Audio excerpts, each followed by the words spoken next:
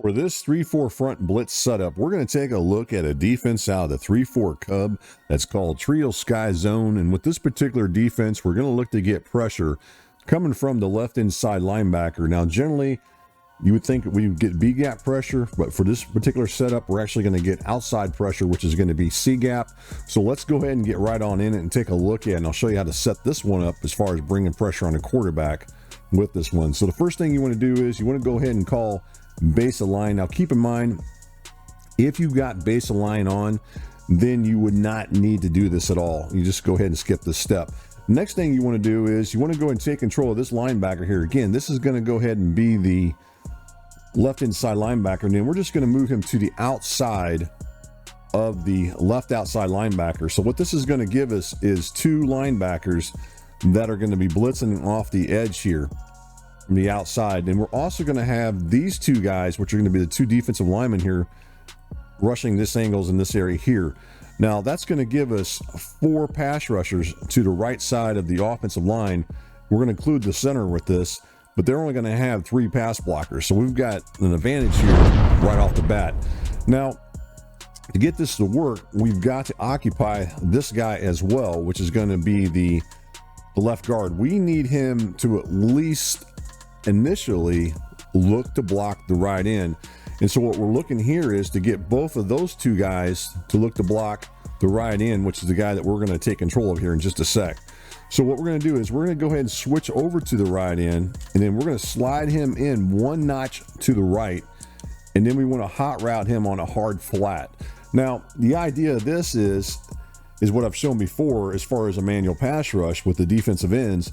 What we're going to do here is we're going to have him basically go out to this direction and kind of just let him do it on his own. And then while in control of him, once he gets to the outside, we're going to manually rush him past the left tackle and apply some pressure on the quarterback. Now, there are occasions on this, when you do this, that the left tackle may end up basically cutting him off where he can't get past, which is fine. But we're still going to get our pressure from the other side, but we may not really get the double-edged pressure. So that does happen on occasion. And the same thing on the other side. Once in a while, those guys will get blocked. When I mean those guys, one of those linebackers, particularly, this linebacker is probably going to get blocked most of the time, which is going to be the left outside linebacker. This linebacker on occasion might get blocked, but you know, that's part of the game here as far as what you can't always guarantee. We're only rushing 5. Keep in mind, they do have 5 offensive linemen. So what I want to do is I'm going to go ahead and run this, and then I'll go ahead and show you how it works, and we'll see what kind of pressure that we can get on the quarterback here. And there it goes right there. And that's what I wanted to show as far as getting the pressure on the quarterback. So right there, you just saw that we got the outside pressure from the right side of the offensive line, and then the right end that we're in control of, we're able to get the double-edged pressure with him. So there's the double-edged pressure as you look at your screen right there.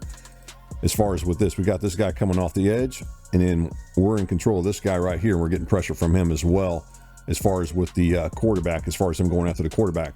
Now, what I want to do is I just want to rewind this just for a second, because I want you guys to watch. Let's take a look at this guy, which is going to be the left tackle here, or excuse me, the left guard. As you watch, see how he just takes a pause for a second? It's just a split second, but that's all it requires. Just a split second. And then he finally goes to the inside. But because of that, he ends up being more or less, at this point right now, really not blocking anybody. Now he finally switches, but by the time he switches, as you look at it, he switches and takes the nose tackle, then the center takes the left end as he's coming in right there. And then it's all a bunch of switching, and by the time all the switching is going on, there's nobody out here that can block this guy right here. And that's the reason we move him to the outside. That's exactly why. And that's how we are able to get that pressure. And then as you look at it from here, let's go ahead and go back in here again. As far as the coverages are concerned, again, we didn't change anything up. We still got decent coverage out here. Now, obviously, there's going to be some flaws. Anytime you run a zone blitz, there's going to be some holes in the coverage. I mean, to be honest with you. But you're hoping your opponent can't scan. You're hoping that your opponent can't scan fast enough to find somebody open. And maybe he looks at his first read and he's not open. Then he's got to go to second or third read, and possibly by then he's sacked.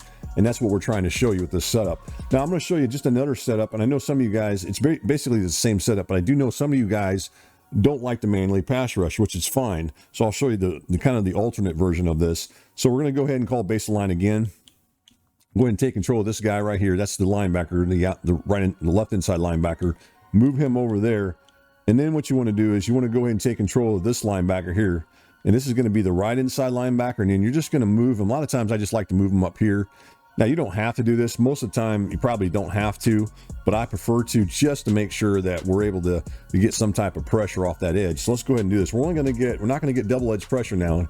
We're only going to get pressure coming from the right side of the offensive line. Let's go ahead and run this.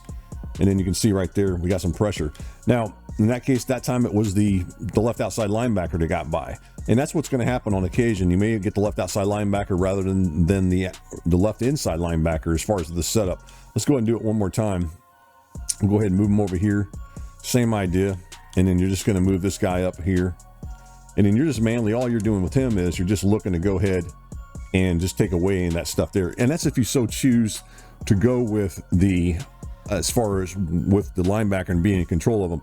Now, the other thing I want to point out here, you still may get pressure if you got an X factor defensive lineman, in this case a right end, and he can get free right here, then you still may get pressure even though you're not in control of him.